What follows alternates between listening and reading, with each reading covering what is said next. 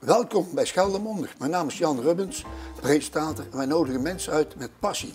En deze keer passie voor autorijden, zeg ik dat goed, mijn gast? Autosport. Autosport. En met wie heb ik het genoegen? Cor van Ham. Cor, vertel eens, wanneer ben je geboren ongeveer? Ik ben van 42. Van 42. En je woont nu in? Ik woon in Sint-Jansteen. Ja, dus Sint-Jansteen, dat Al is de gemeente 40 Hulst, 40 jaar. En we beginnen rond de jaren 70. Ja, mijn passie is autosport geworden, omdat ik in de Zeevak zat. Zeevak is de Zeeuws-Vlaamse automobielclub. Daar heb jij een mooie ding Daar heb ik deze oprichtersboek van. Ja? Ik weet niet of je dat kan zien. Ja, het Gulden Oprichtersboek, Ja. Watertoren, circuit, Ja. Axel. Ja. En dan de Zeevak. En Ja. dat heb je al toelicht Ja. wat dat betekent, hè? De Zeevak is de Zeeuws-Vlaamse automobielclub. Ja. En die had een paar fanatieke leden die samen kwamen om zelf een autosport-evenement op te gaan zetten. Want wat doet het gebeuren?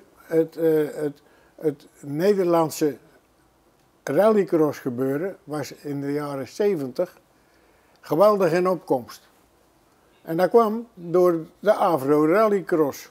Op de tv. Op tv. Iedere zaterdag Ja. zaten wij allemaal een uurtje aan de tv gekluisterd. Klopt, ja, ik ook. Ja. Dus dat was geweldig natuurlijk. Ja. En die mannen van de Zeevak die zeiden, ja, zouden wij dat ook eens niet kunnen Ja, in Zeeuws-Vlaanderen? ja, Dus zo is dat eigenlijk begonnen. ja. Ze hebben een wijtje mogen gebruiken, want dat was nog geen definitief circuit.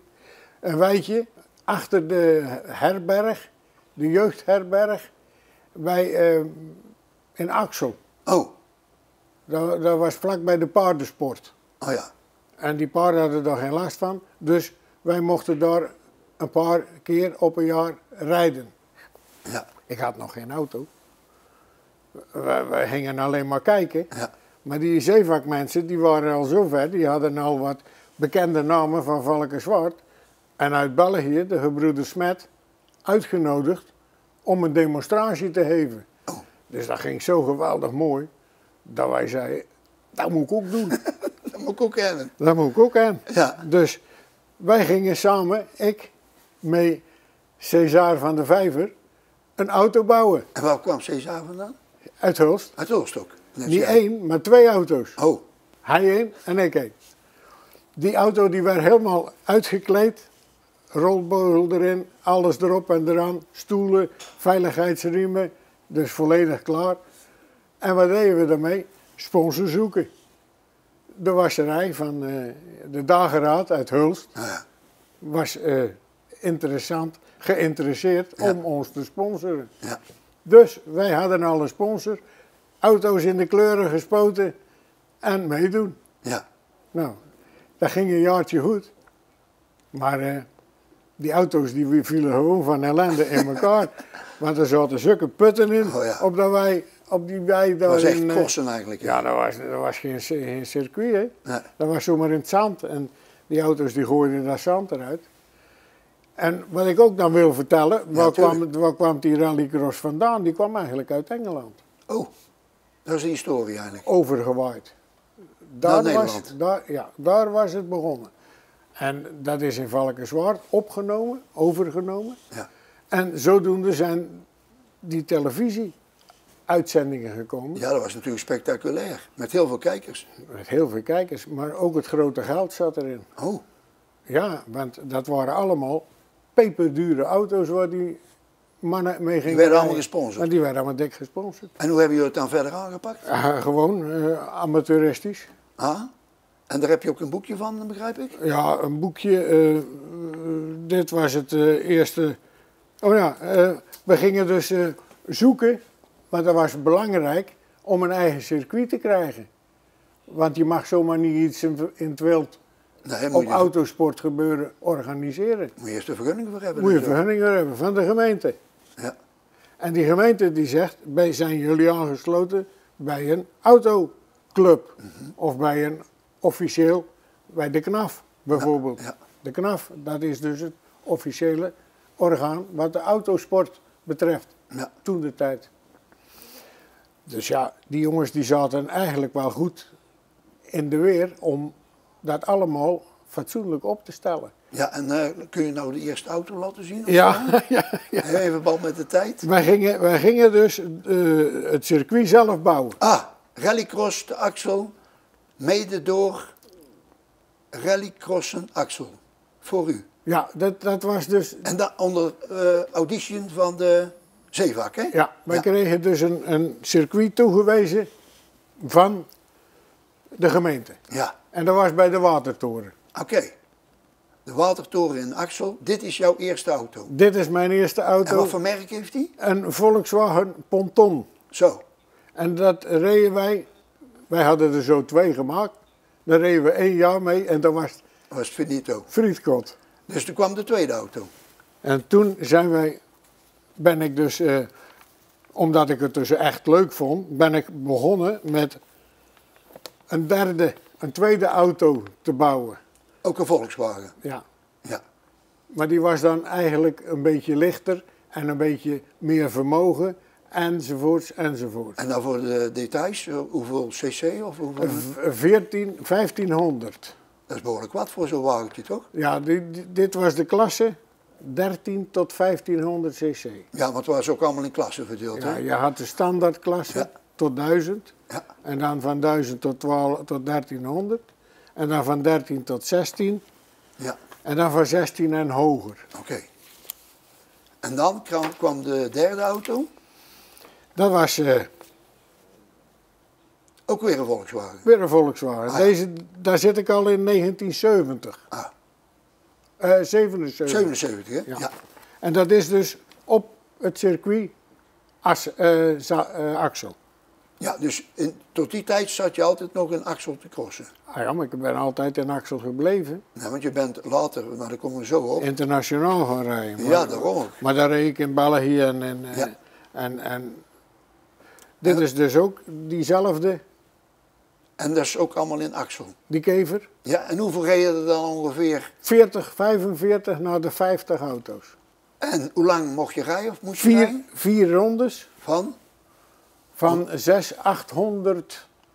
Ja, het circuit was 800 meter totaal. Totaal. En dan 4 rondes. 4 manches of zoiets. 4 mansjes. Ja. Nee, 4 rondes En? per mans. Oh ja.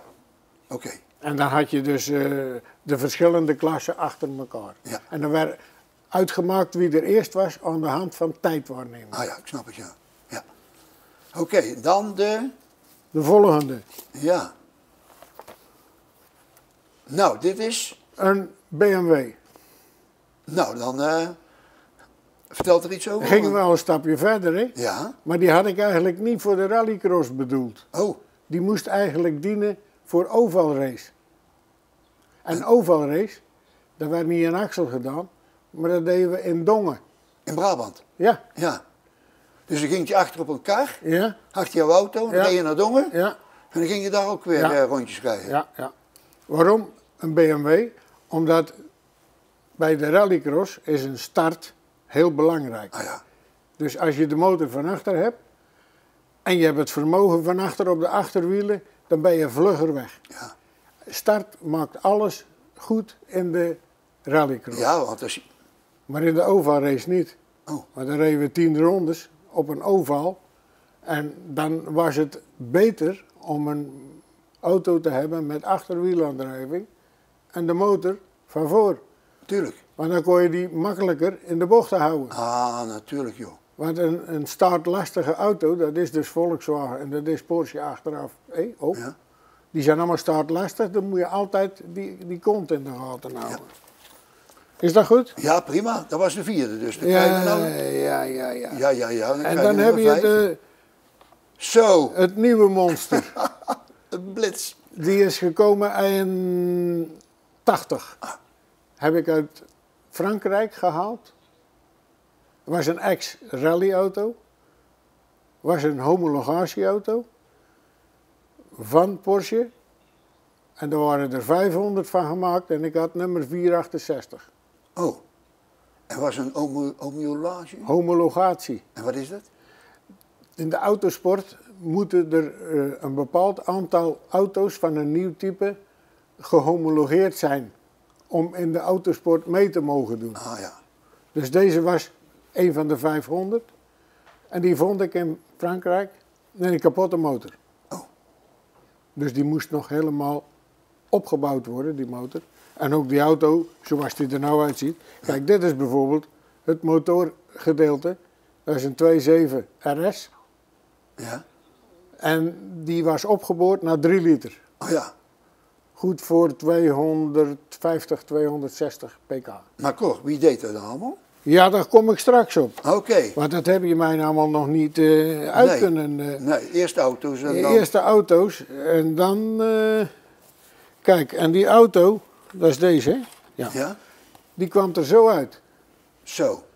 Er was even iets gebeurd. in Valkenswaard. Ja. Wat doet erop? Wij starten met 5 GT's. Ja. Zullen we even eerst naar het filmpje gaan kijken nu? Ja, maar ik moet dat verhaaltje even vertellen. Oh, even nu hoe dat verhaal. kwam. Ja. Wij starten met 5 GT's. Dat was een aparte klasse GT. Ja, ja. En die moeten allemaal naar dezelfde bocht toe. Ah ja. En op het rechte stuk zaten we allemaal naast elkaar. Ja. En wie het eerste of het laatste remt, die gaat achteraan. Ja. Dus niemand remde er. Maar wat deden ze wel? Ze kwamen naar elkaar toe. Sandwich. Yes. En dan was dit het resultaat van. En toen kon je niet meer verder. En toen lag hij eruit. En toen moest hij weer gerepareerd worden. Ja, maar dat moest regelmatig. Ja, oké. Dat moest regelmatig. Zullen we dan even naar het filmpje gaan kijken? Ja, prima. We hebben nou een heel mooi filmpje en daar starten we nu mee om naar te kijken.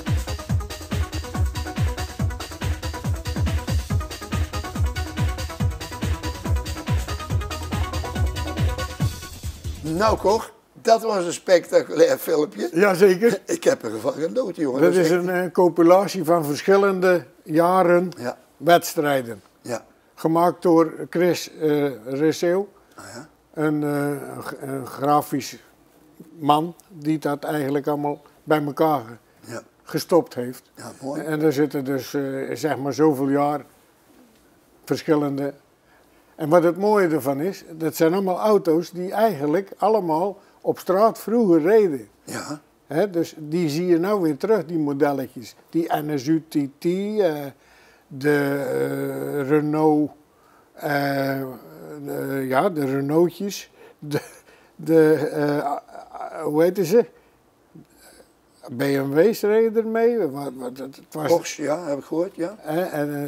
het was eigenlijk een compilatie van ook die oude auto's die dan weer daar in die film te zien zijn. Ja, maar het bijzondere is dat jij kampioen van Nederland geworden bent. Ja, dat heeft nogal wat om het lijf Nou, gehad. vertel even, want we zijn bijna... Ja, dat was een jaar, zeg maar, toen ik die auto kocht, die Porsche, in 80. 1980, ja, dat is nou... In 80 moest ik in 81 beginnen aan het kampioenschap. Ja. En het 81 ging over 8 wedstrijden. 4 in Zeeland en 4 in Valkenswaard. En in Zeeland, wat was dat dan? Axel en Rillandbad. Oh, dat is ook nog, ja. Dus 2 in Rillandbad en 2 in Axel. Ja, ja. En die hadden toestemming van de officiële KNAK om een rallycross te organiseren. Ze hadden daar vergunning voor gekregen. Ja. En daarvoor moest die auto gehomologeerd zijn. Want anders mocht je niet meedoen. Want ik reed vroeger met een auto met een andere motor in. Ja. Dus een Volkswagen met een BMW motor, dat mocht niet. Nee, dat mocht niet. Een Volkswagen met een Porsche motor mocht ook niet. Maar hoe werkte het dan? Kreeg je dan punten? Ja, per wedstrijduitslag. Per gewonnen wedstrijd en als je tweede was, kreeg je zoveel Ja, punten. ja, ja. En uiteindelijk had jij de meeste punten van heel Nederland. Ja, dat liep eigenlijk wonderlijk goed. Ik kon zelfs me nog permitteren om een wedstrijd te missen. Oh, Want toen ging ik op vakantie met de familie. ook nog. Dus je race allemaal naar... Maar dat vonden ze toch niet leuk? Nee. En daardoor heb ik eigenlijk heel veel problemen gehad Oh, met de kandidaat, de mede-collega. kandidaat-kampioenen. Die dachten, nou is het mijn beurt. En dan kwam die Zeeuw eraan Ja, met zijn Porsche. En toen zaten ze allemaal toch wel even vreemd te kijken. ja. En dat was niet gegund. Nee.